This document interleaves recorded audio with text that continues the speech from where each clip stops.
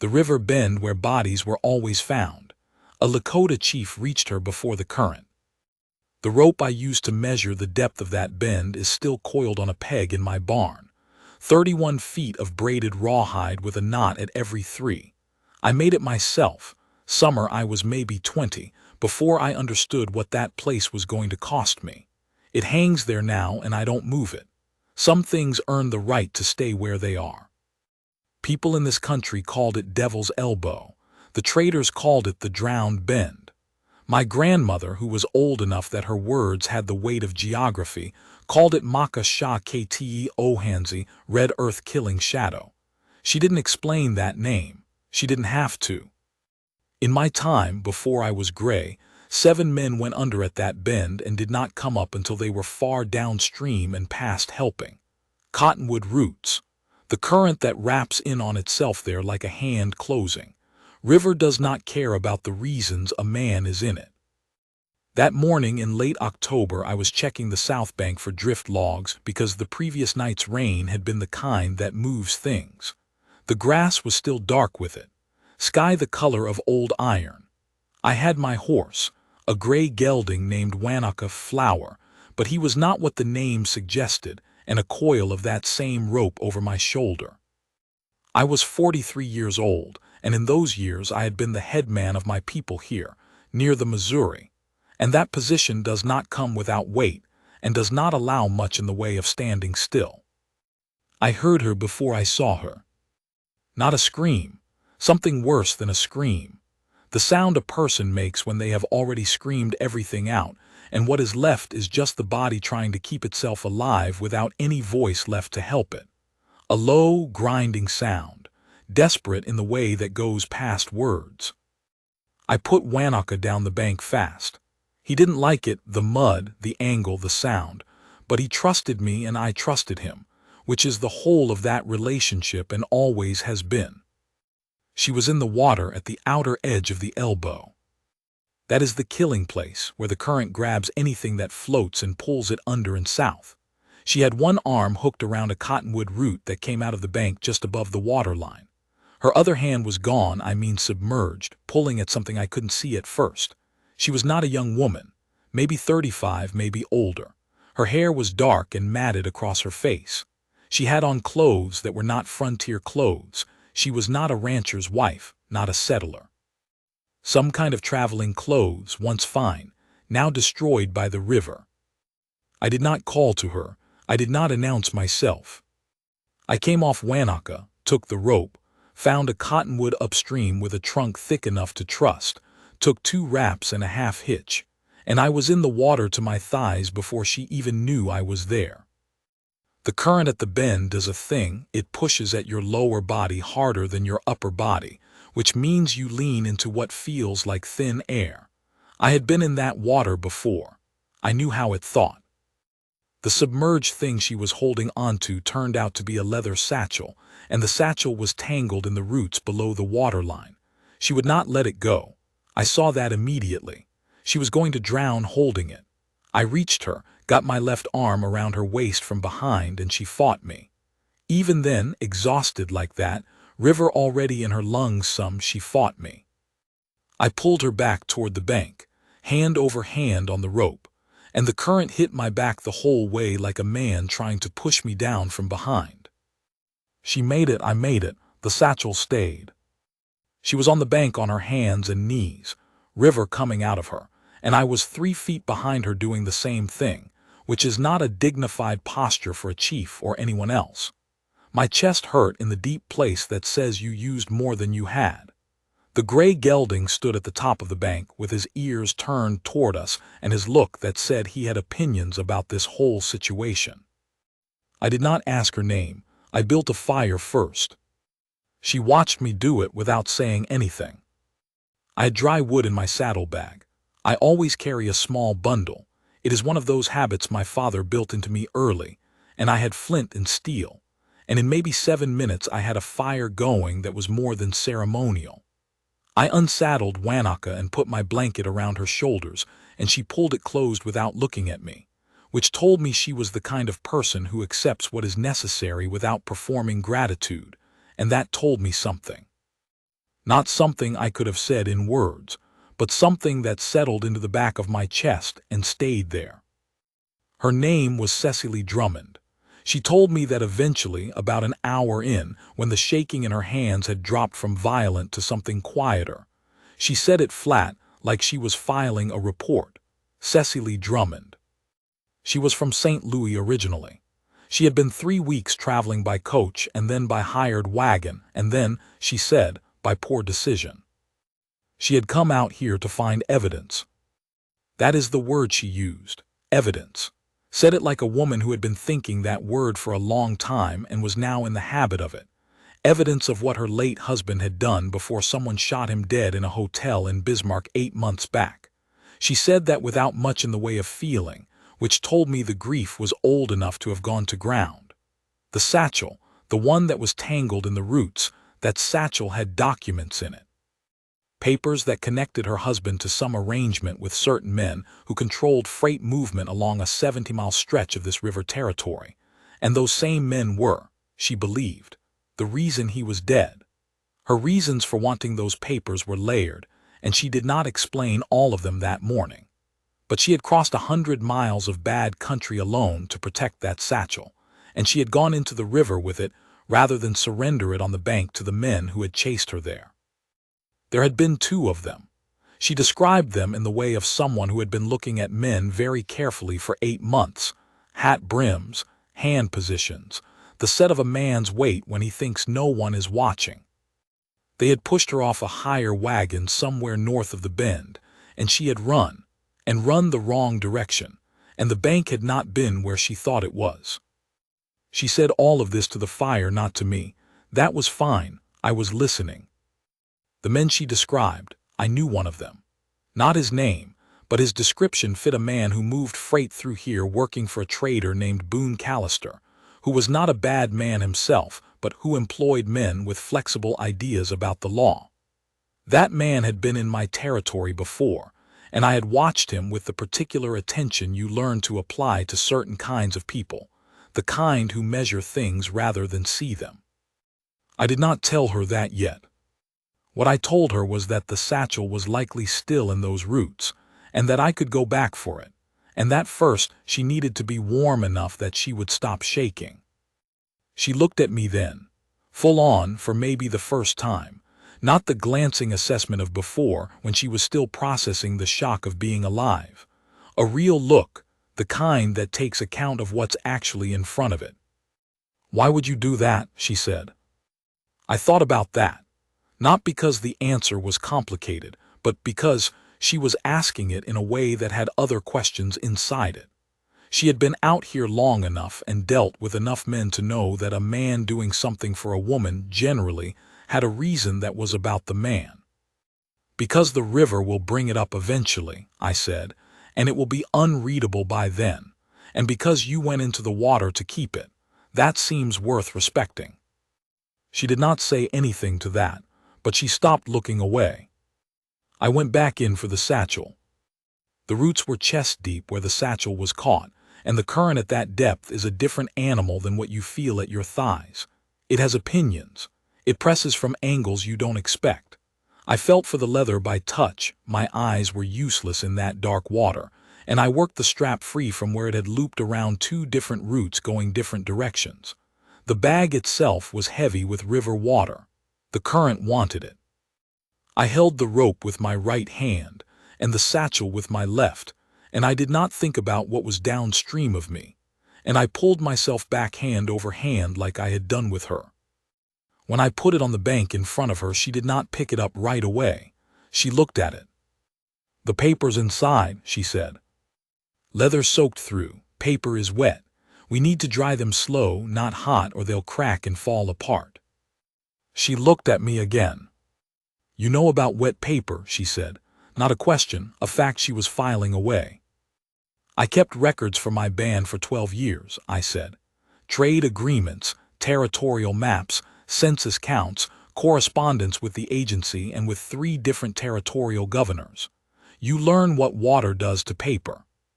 You learn what cold does, what heat does, what a man who doesn't respect a document does when he handles one.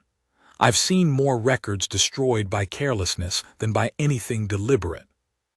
She nodded slowly. I thought you'd open it. It isn't mine, I said. That was the first time something shifted in her face. Something not quite a smile, but in the same family as a smile. A small tightening at the corners of her mouth that said, all right then. We spread the papers on flat rocks near the fire. She organized them with the focus of someone who had memorized their contents before and was now confirming inventory. Most were legible. 2 pages at the bottom were stuck together, and she worked them apart with a kind of patience that told me she had done this kind of work before, careful, tedious work, and had learned not to fight it. I made tea. I carry dried root for it in a pouch on my saddle.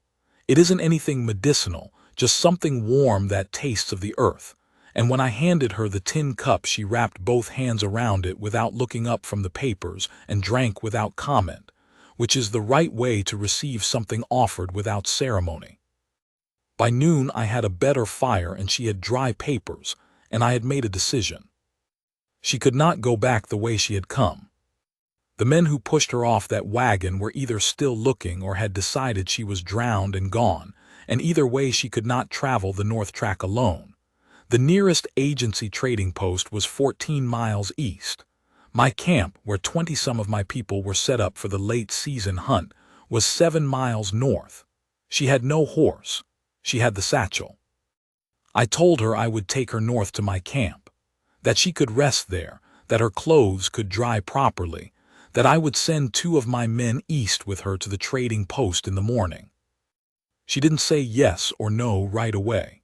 She folded the last paper and set it in the satchel and fastened the buckle with both hands, and then she sat with her hands in her lap for a moment looking at the fire. You pulled me out of the river, she said.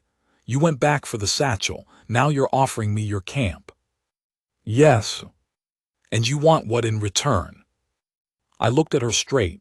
Nothing, your thanks if you're inclined, a name to match the face, that's the extent of it. She held my eyes for a long count. I let her. She had been dealing with men for 8 months who wanted something. Her husband's business partners who wanted her to be quiet. Lawyers who wanted her signature. Men along the road who wanted a variety of things she had spent energy refusing. She had built, over those months, a very precise instrument for detecting what a man's offer concealed. I could see her using it on me. Whatever she found, she seemed satisfied with it. Cecily Drummond, she said, extending her right hand the way a man does in a business context. I shook it. Lakota, I said. My people call me Mato Sapa, Black Bear, take whichever is easier. Black Bear, she said like she was deciding something. That'll do. The ride north was quiet for the first 2 miles.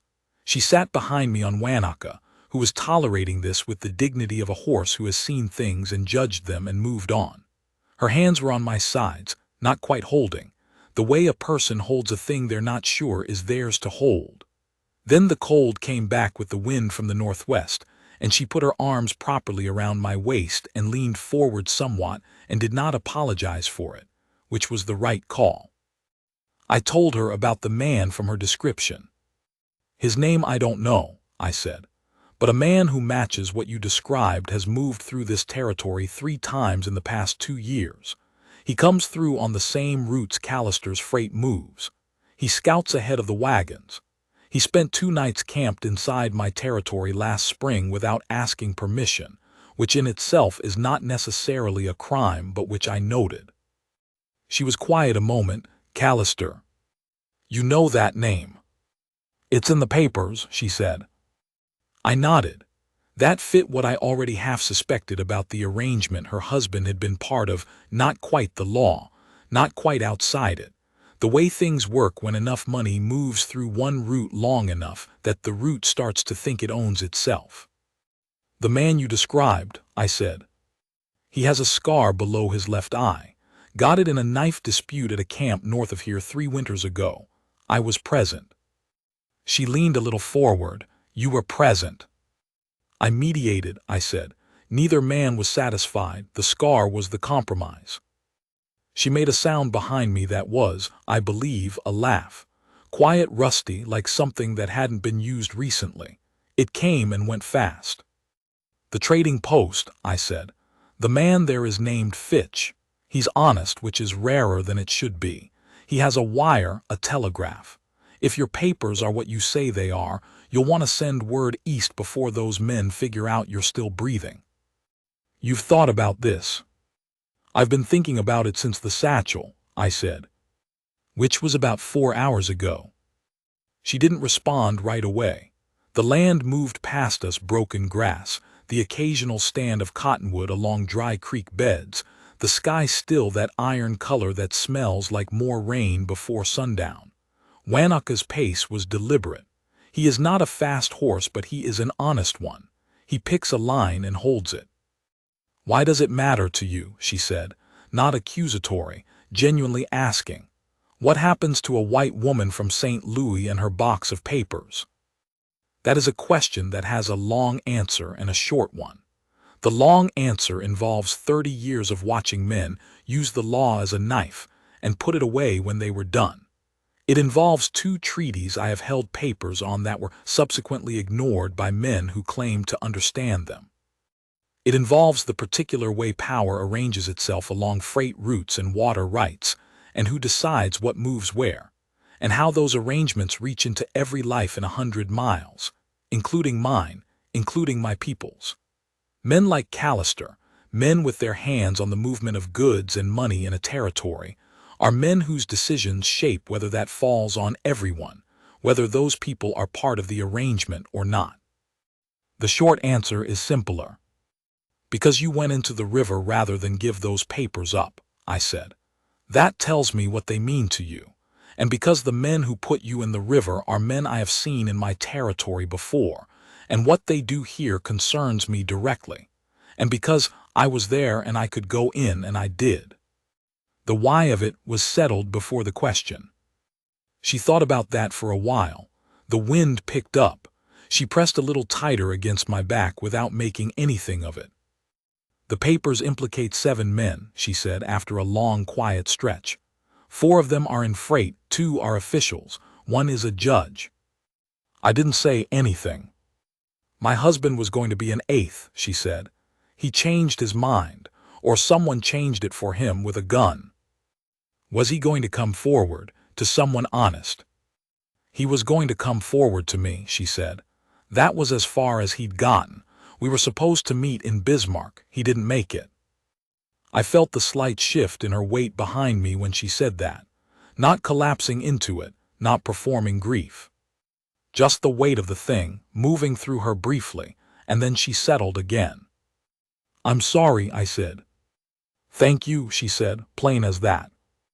My camp came into view on the north side of a long, shallow ridge. The fires were going, afternoon fires for cooking, low and steady. A few horses on the picket line.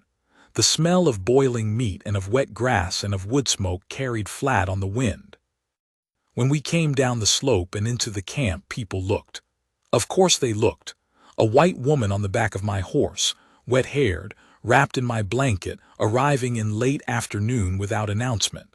My people are not the kind who make a drama of looking, but they looked. 2 of the older women came out, and I told them in Lakota what had happened, the river, the accident, the need for dry clothes and rest. And they took her with the particular efficiency of women who have managed people in crisis many times and have no patience left for ceremony.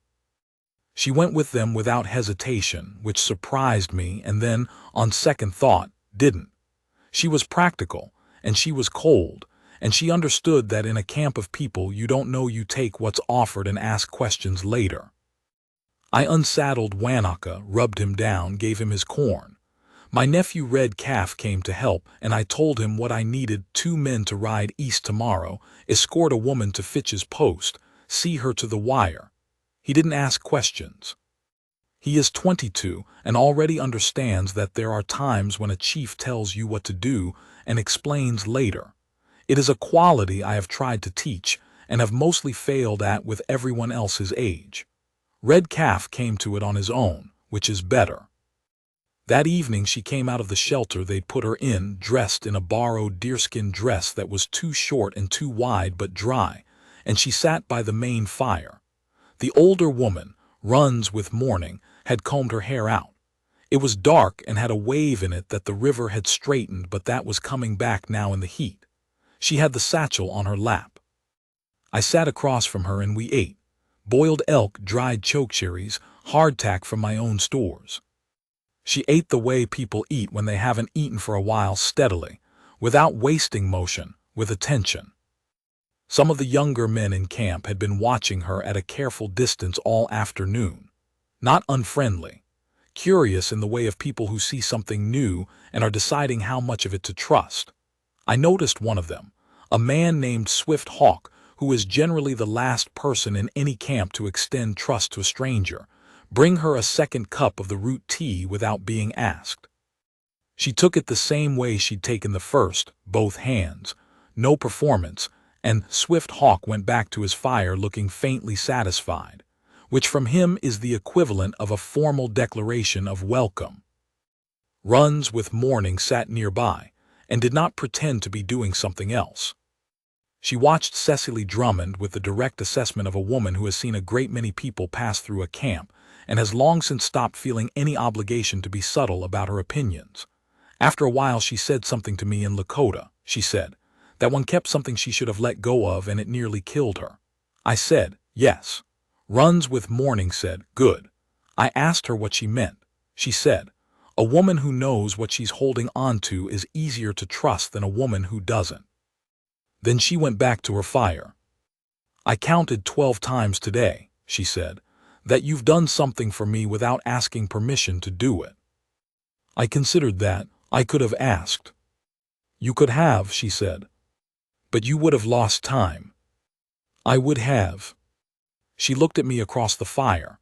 The light did what firelight does. That's a particular kind of confidence, she said, knowing what needs doing and doing it. It's what the work requires, I said. I've been making decisions for people for a long time. You stop waiting to be thanked for them or you stop making them. There isn't a third option. She looked down at the satchel, ran her thumb along the buckle. My husband waited for thanks, for everything, couldn't move until someone acknowledged him. Was that why? It was part of it, she said. Men who need to be told they're worth something will eventually find someone who tells them the wrong things for the wrong reasons. She said it quietly, to the fire again more than to me. I didn't press it. It was a thing she had worked out in 8 months of traveling with it, and she was not saying it to explain herself or ask for anything. She was just saying it because it was true, and she had stopped being careful about saying true things. We sat in silence for a while that wasn't uncomfortable. The camp sounds moved around us, a child's voice, the creak of a picketed horse shifting weight, wind working through the grass beyond the firelight's edge, 2 men talking low on the other side of the fire. Tell me about this place, she said. The river, why do people keep dying there? So I told her, not the European version, not Devil's Elbow. I told her what my grandmother had told me, what my grandmother's mother had told her. The river in that place curves south very fast after running northeast, and the bottom drops 20 feet in 30 horizontal yards, and there are 2 different currents meeting at the point of the drop. Things that float get caught in the rotation and pulled under. I told her about the cottonwood roots and how they grow below the waterline there longer than anywhere else along that stretch, because the soil is nitrogen-rich from what the river deposits, and that makes the roots a trap that looks like a handhold. I told her about the first man I saw drown there. I was 12. He was a trader from the east who hadn't been told about the bend and had tried to ford it at what looked like a reasonable point.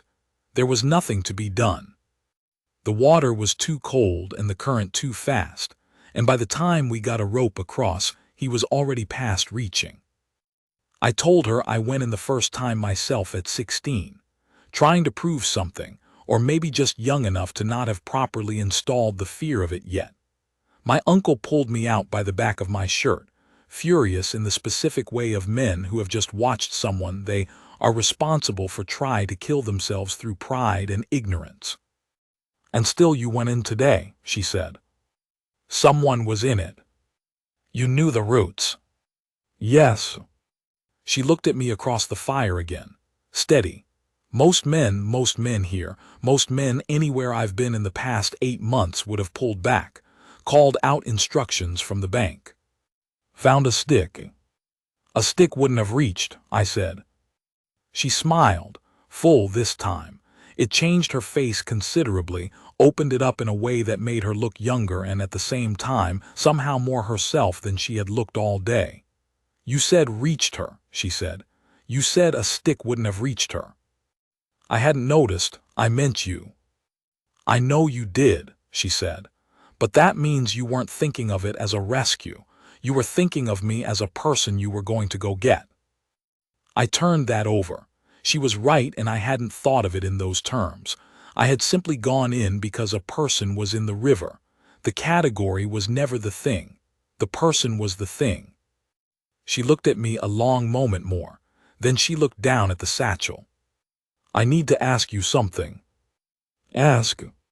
The men from your description, the one with the scar, if he's still in this territory and if he figured out I didn't drown, he'll move for those papers before I can get them east. Yes. So I need to get to Fitch's post faster than he does. That's why Red Calf will go tomorrow. Red Calf and one other. Red Calf and one other, I confirmed. And you, she said. I have things here that need my attention, I said. A band does not run itself. She nodded. That wasn't what she was really asking, and I think she knew I knew that, and that was all right. Some things take more time than one fire. Some things you don't name until you've earned the right to name them, and you don't earn that right in a day no matter what the day contained. I told Red Calf to make it 3 men, not 2. The morning was cold and clear, the kind of October morning that has already made its decision about winter. She was ready before the horses were. The satchel was on her back, tied to a frame one of the women had helped her make from willow withies practical, keeps both hands free. Runs with morning had given her a heavier blanket and pinned it at the shoulder in the old way, the way that stays. We stood near the horses, and she looked at me straight. If this comes to what I think it will come to, she said, and it gets messy before it gets clean, these papers are going to implicate people with a long reach. Callister, the judge. Men who know this territory, and who have reason to want the witnesses against them to stop being witnesses. I know, I said. That's going to create difficulties for you, if they know you helped me. Possibly. She put her hand out, not the business handshake version this time. Her right hand, palm up, open. I put my hand in it and she closed both her hands around it. I'm going to send word back, she said. When I've done what I'm going to do, I want you to know it worked. You'll know where to find me. I'll know where to find you, she said. She held my hand like that for another moment, not looking down at it, looking at me. And the look she had was not the look from the bank when she was measuring what I wanted. It was a different look entirely. It was the look of a person who has found, after a long time of not finding, something solid to push back against. Something real and steady that did not require anything from her in order to remain what it was. She let go. She went to her horse, Red Calf Spare Bay, short and deep-chested, a good traveler, and she got on with the ease of a woman who had been riding a long time and had stopped thinking about it. Black Bear, she said. Drummond, I said. She turned the bay east and Red Calf, and the other 2 fell in behind her, and they went up and over the ridge and were gone.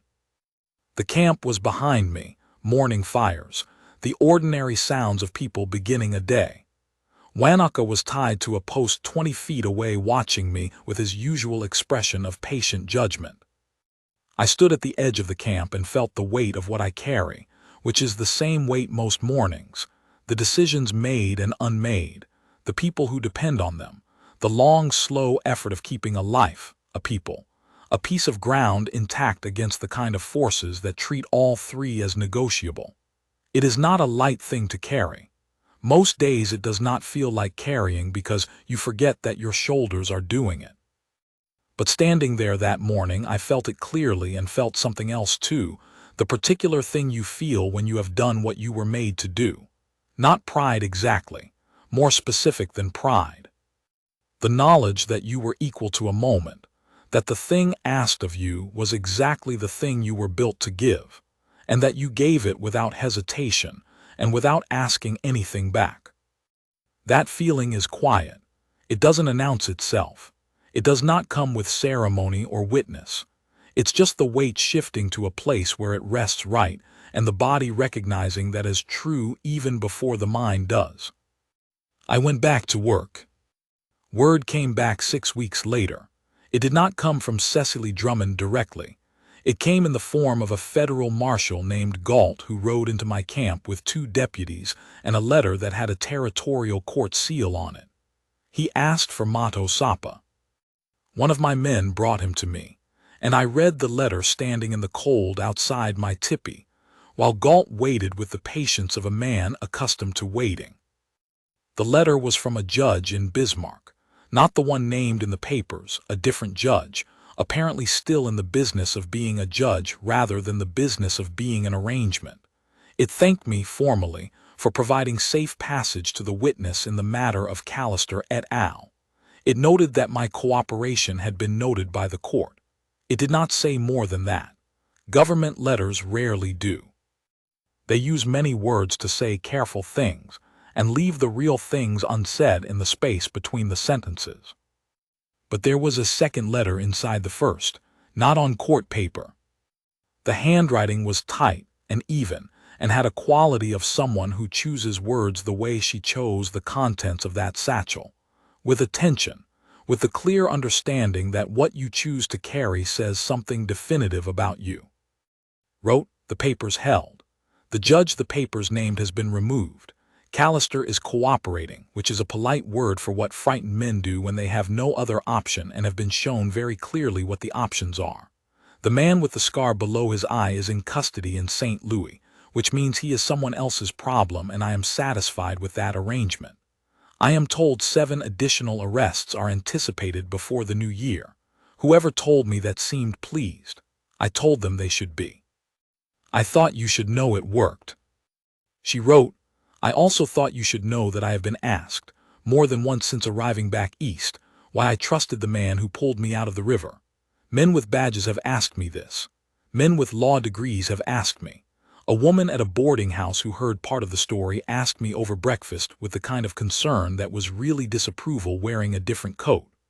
I find I have no answer that satisfies the people asking, which tells me those people are asking the wrong question. She wrote, the right question is this. Why did I feel safer in a Lakota camp with a chief I had known for one afternoon than I had felt anywhere in 8 months of traveling among men who spoke my language and claimed to be on my side? And the answer to that question is one I have been turning over ever since, and the answer is not complicated, but it is not the kind of thing that translates easily to people who have decided in advance what the answer should be. She wrote, I expect I will be in this territory again in the spring. I have a matter to resolve involving a deed that was held in my husband's name and that I intend to hold in mine. If your people are still along the Missouri, I would like to sit by your fire again. She wrote, I owe you more than a handshake and I know it. I folded the letter and put it in my shirt against my chest. Galt was still standing there waiting, his deputies behind him, horses making steam in the cold. Anything to send back, he said. I thought about that. The things I wanted to say were not the things you put in a letter for a federal marshal to carry. They were the things you say sitting across from someone with a fire between you and enough time to say them right, and neither the fire nor the time were here. Tell her, I said, that the camp will be where it is. Galt wrote it in his notebook. He looked up. That's all. That's all, I said. He nodded and went. I watched his party move north until they were small and then until they were gone. The sky that afternoon had the pale yellow quality of winter sky, the kind that holds light flat and long. The camp behind me was going about its life. Children running, a woman at the fire. My nephew Red Calf arguing with his brother about something that from the sound of it would be settled and forgotten by morning. I pressed my hand once against my shirt, against the place where the letter was, just once. Then I went back to work. Spring came the way it does there, not gently, not all at once, but in a series of arguments between cold and warmth, where warmth wins one day and cold wins the next, and the ground can't decide what to be, and the river rises, and the cottonwoods come first. Then the grass, and it comes fast when it comes, and the whole plain changes color in about a week, and every year I am surprised by it, even though I have seen it 43 times. I was mending a section of fence on the South Range. We had been putting up more fencing that spring, a practical matter involving the increasing number of cattle in the area and the need to make certain agreements visible before those arrangements became disputes. When Red Calf came down from the ridge on his horse fast enough that I knew it was something. He pulled up and he was grinning. Red Calf does not grin at bad news. "Woman on the south track," he said. "Bay horse, satchel." I set down the fencing wire. She was at the edge of the camp when I got there, dismounting, talking to Runs with Morning, who was giving her the look she gives people she has decided to be pleased about. It means something, that look. Runs with Morning does not give it easily. She gave it to her second husband after 2 years of close observation, which she told me herself was about a year longer than it should have taken. Cecily Drummond had cut her hair since October. It was shorter now, still dark, and she had on practical traveling clothes that were not the once fine things she'd been wearing in the river. Good boots, a canvas coat with real pockets. She looked like a woman who had been somewhere difficult and come back and was not the same for it, and not sorry about the difference. She saw me and she didn't wave or call out. She just turned to face me and let me come to her, which was its own kind of greeting, the kind that says, "I know you're coming, take your time." I stopped about 5 feet from her. "The deed," I said. "Resolved," she said. "In my name as intended. The marshals matter. 4 convictions, 2 pleas. 1 is still in dispute and I don't expect to see the end of that before winter." A pause. "I've been asked to give testimony again in April, in Bismarck, which means I'll be in this territory through the season at least. And after that." She looked at me the way she had looked at me across the fire in October, that direct look that was measuring something but different from the very first time on the bank. Not measuring threat or motive, measuring fit. The way you look at a place and ask yourself, could I be here? Could this hold me? Not in the sense of being held against your will, in the sense of having something worth staying near. "After that I have no fixed plans," she said. "I have the deed. I have land in this territory. I don't know yet what to do with it, but I know what I don't want to do, which is go back east and let someone else decide." I looked at her, she looked at me. "You'll need to know the country," I said. "I will," she said. "I'll need someone to show me which bends in the river to avoid."